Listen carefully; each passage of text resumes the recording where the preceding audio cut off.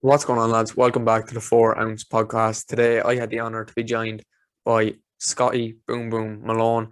He is headlining the Caged Steel Fight Night Saturday night. Go to the link in the description or in the caption of this post and purchase the pay-per-view through my link. It helps me out greatly if you do so. Please, it really supports the podcast. Go to the link, add the pay-per-view to your basket and purchase it. That's all I ask of you. It's only £10. The price will go up throughout the week. So if you're thinking of watching the fight night, purchase it as soon as possible, lads. Thanks for watching. Thanks for all the support. And I should have more interviews coming throughout the week. Thanks, lads. What's going on, lads? Welcome back to the 4 Ounce Podcast. Today I am joined by Scotty Boom Boom Malone. How's it going, man? Very well, mate. Yourself? Yeah, I'm all good, man. I'm all good. Tell me, how was your fight camp this fight? It's been great. A lot different to obviously normal. Less bodies involved, but yeah, it's still been amazing. I've had, I think, a little bit more rest during this camp. But training's been really good, man. I've been really enjoying training this camp. That's good. That's good. And less bodies obviously due to COVID. Do you think that had an impact on your camp at all, really, in a Um, massive way? to be honest, like the gym that I was at before, Dundee Mixed Martial Arts, actually we're on the top right now. Um, yeah, there wasn't a lot of people there for sparring and that anyway, so I'm kind of used to small numbers. But like the level of guys I've been sparring with has been way higher. You know what I mean? So it's been good. Yeah, obviously having the higher level would help out as well. And what's your weight situation like now? You coming Right in now, making weight, or have you got a heavy cut still to do? no, I'm coming in way underweight. I was supposed to be fighting at 57, and my weight was already pretty low. Obviously, Elliot pulled out, so Carew stepped in, and it's now at 59. So it's gave me an extra 2 kilos to play with, pretty much. So it's yeah, I'm bang on weight for where I want to be now. That's good then. That's good. So there wasn't much of a weight cut then, obviously putting up weight. So not as hard on your body, I suppose. Although I'm going to a lighter weight, I actually feel like way better than normal during like usually during fight week. I'm like, oh, can't be bothered doing nothing. I'm literally like I'm full of energy. I've been eating the right foods, and I think I've got my nutrition down to a T now. So it's kind of maybe a Yeah. couple of kilos to go, just sweating it out, and then that's me, man. It should be fairly easy. Yeah, that's not too bad then. Obviously the weight cut is probably the hardest part of the camp usually. Yeah. You know, what was it the hardest part of your camp then this time, or what would have been the hardest part, I suppose, of the build up to this fight? The build up to the fight, it was going to be obviously it was going to be the weight cut to 57. I've never been that weight since 2016, and at that I really struggled to make that weight. Um, it didn't perform well or nothing like that, but I did everything so differently to what I do now. I've got a much more professional approach to diet and nutrition now, so yeah, it's been so much easier this time, and it's nothing's changed dramatically, but over the last couple of fights, of like my last, uh,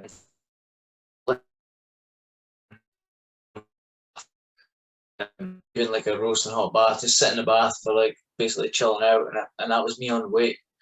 And I actually came in at underweight. I came in at 60.5 kilos or something for the last one. It's you know what I mean. I'm quite a small bantamweight, I think, anyway. So just Yeah, getting my nutrition under control, and basically, yeah, it's been fairly easy for this one. that's not too bad then. Obviously, being the weight is obviously an advantage if you don't have a hard cut and stuff. So I mean, it's good coming into the fight then for you, obviously. And just want to know, how did you first start getting into fighting? When was it that you really start getting into mixed martial arts? Well, I did judo since I was 10 years old. I started judo and I competed at quite a high level at judo. Became Scottish champion, British champion, and then came on to be Commonwealth champion as well. So from there, I kind of fell out of love with that. Fell out with a couple of coaches. I was kind of looking for something different. I was literally doing no cardio whatsoever. So I was going to the gym, get as big as possible, try and look just for the look. You know what I mean? I was trying to get as big muscle. Um, but yeah, I was looking for some cardio because I knew I was really unfit, and I was always used to being super athletic and like, training all the time. So yeah, one of my friends says, "Oh, there's this cage fighting club at the time." So yeah, I went along to that and I did a few conditioning classes, and that's literally it. Once I went in there, like I got a feel of like punching bags and like just doing things that I would never really do before. Everything was new and everything was different, and every day was a learning day. And I'm still learning to this day, and it's amazing, man. Yeah, and love at first sight, I suppose. Then with MMA, I think it was the same with a Yeah, lot of us when we first discovered it.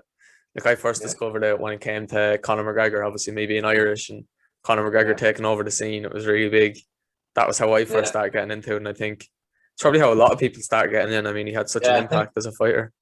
he's done a lot for the sport. Like as he was coming up, he was so good to watch. You know what I mean? He was Yeah, less arrogance. He was all about like being positive and like he was really great to watch. And he started getting a little bit of arrogance. That's when I started to dislike him a little bit. But yeah, I'm the same. I think a lot of last people are fight, too. yeah, the last fight with Poirier, he seemed humbled. He seemed great. You know what I mean? That's the kind of Conor McGregor I like to see. Me too. Um, but yeah, he's definitely got a lot of people in the sport. Yeah, I think I definitely revolutionized the sport, if you ask me. I mean, he really brought it into the mainstream. Sort of, he Mhm. took away a lot of, I suppose, the burdens that MMA had of like, how do I even say it? Like, a lot of people don't like it for, you'd have like your traditional boxing fans who wouldn't like it because of the grappling and wouldn't like it because Yeah. elbows and different things. Obviously, people say it's a lot more dangerous and rougher. Where, I mean, is it Mhm. really more dangerous when you look at boxing where you're getting so many more repetitive blows to the head, one I after the know. other? You're getting knocked out, but getting the chance to stand up and then That's get the knocked out problem. again. Yeah, Yeah, that's the problem. to me, that's way more dangerous than getting stoppage. 100%. And the problem is there's a lot of traditional boxing fans that hate to admit that and hate to Yeah, accept that MMA may be safer. Obviously, I think it is, but I suppose it's still such a fresh sport that we'll have to wait a few more years to analyze the brains of some of the veterans, because obviously a lot of the veterans would still be young enough, like sports yeah. around maybe 30 years, 35 years at most, Mhm. if even that. Like, yeah, I think it's probably holding it back in a sense as well. The Yeah, the violent nature that people in the mainstream think that it has. I think Conor McGregor helped, I suppose, because of his level of superstar status and his way on the microphone and his way of his persuasiveness and entertainment level, I yeah, suppose, brought into the yeah, mainstream a lot. definitely. Yeah. So back to your opponent anyway. He's undefeated. Does that have an impact on you at all mentally coming into the fight, or does that affect you at all? No, I've taken a few O's in my career. I fought a good couple of undefeated guys, and it doesn't faze me. It's just everywhere's got to get beat at one point. You know what I mean? So I'm ready to fight anyone at any time. I'm at a point in my career where I'll literally fight anyone. Obviously, it was going to be slim pickings because Elliot pulled out maybe a couple of weeks before, so I was just happy to get anyone. You know what I mean? I trained my ass off, and I was just looking to get in there. And I know, obviously, with the whole COVID situation, it's been hard for any fighter to get a fight. So for me to turn around and say no, I'm not going to fight him because he's undefeated, it would be stupid. You know what I mean? So yeah, I'm happy to fight anyone. Anyone who wants to step in there with me, I'm happy. Yeah, I think you hit the nail on the head there. I mean, everybody does have to lose their role at some point. Like, you know, Yeah, um, it's very rare someone goes undefeated in mixed martial arts. Obviously, you have your exceptions like Khabib and fighters like him who are just completely yeah. exceptional. With stunning records. Like, but yeah. Speaking of the UFC and stuff, I don't know if you've seen, but the Ultimate Fighter this year is bantamweights. Well, as Yeah, far as we seeing know, that. it's bantamweight coaches. Are you thinking of applying, or would you go into a sort of environment like that? Well, I think the applies have already done. I actually did look into it, but I literally looked into it and the all the things had already been done. So like applying for that I was too late. You know what I mean? I found out like way too late. Obviously with COVID and stuff, I wasn't sure what would happen with that as well. and I'm looking to go flyweight anyway. So Oh, you're looking to drop down to flyweight. I didn't know that yeah, now. I'm fighting at Yeah, 59 kilos, so yeah, I'm looking to go down slowly. I actually asked for the Elliot Hoy fight at 59 kilos. He says he was too light, so he wanted to fight at flyweight. I agreed to that. Um, I just wanted to go somewhere in between to see how the weight cut goes first. But the way I'm sitting now, I know I can make flyweight feel easy. But yeah. yeah, I'm looking to drop down to flyweight, and I'm looking to just make a run at flyweight and see where it goes from there. Yeah, I think you'll have good success with flyweight. I mean, right now, and especially in the UFC, I don't know about other promotions really a lot, but the flyweight division seems pretty vacant in the UFC right now. I think if Yeah, there's you a lot going on. yeah, there's a lot going on in the bantamweight division, especially. Obviously, in the Yeah, flyweight division now, you've got Figueiredo and Moreno looking for that yeah. rematch. Actually, I had the privilege of training with Figueroa over in Team Alpha Male. He was over there training, and we did a good couple of training sessions together. So yeah, Yeah, it was good to see. He's obviously the top guy at that weight. He wasn't the champion at the time, but yeah, to get in training with these guys, it's amazing. You know, yeah. the guys that are just top of the world. What was the whole Alpha Male experience like then? How did that come about? Did they reach out to you, or Um, what way did that happen? no, it was my management company. Basically, they went over with Paul Craig. He was fighting in Sacramento UFC. He went over there basically to train before he fought, and yeah, they got like a little connection going on there. And then yeah, they just put him a message. Just basically went across, and it was great. You know what I mean? It's like I've been over 3 times now. And each time was just as amazing as the first.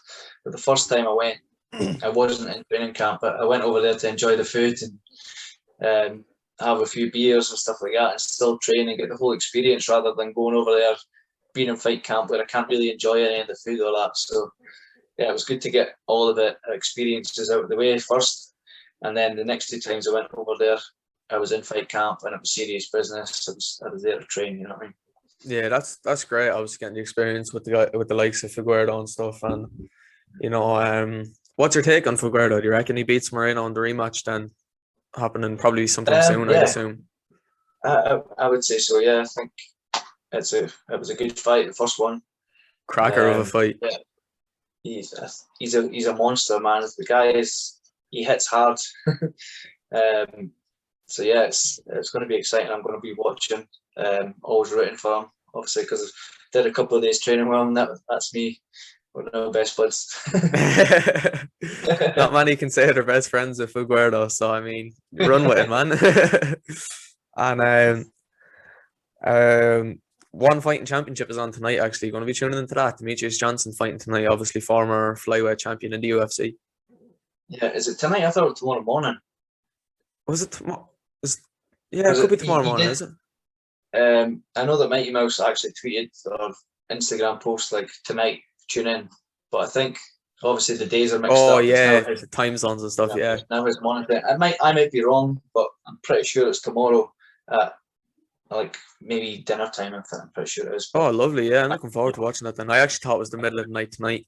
At least I might not it have to could stay up be. for it then. No, It could be. I man, might be wrong. I don't have to stay up for it. I'm happy enough. Having running off no sleep tomorrow won't be fun if it is on the middle of the night tonight. It's a good fight either way. Yeah. What do you think of like the promotions like One and Bellator and Cage Warriors? Do you reckon they do have the same level of competition as the UFC? Definitely. Like Definitely, yeah. one championships is kind of where I'm aiming to go towards. That would be a dream for me. Like the whole Asian culture and stuff like that.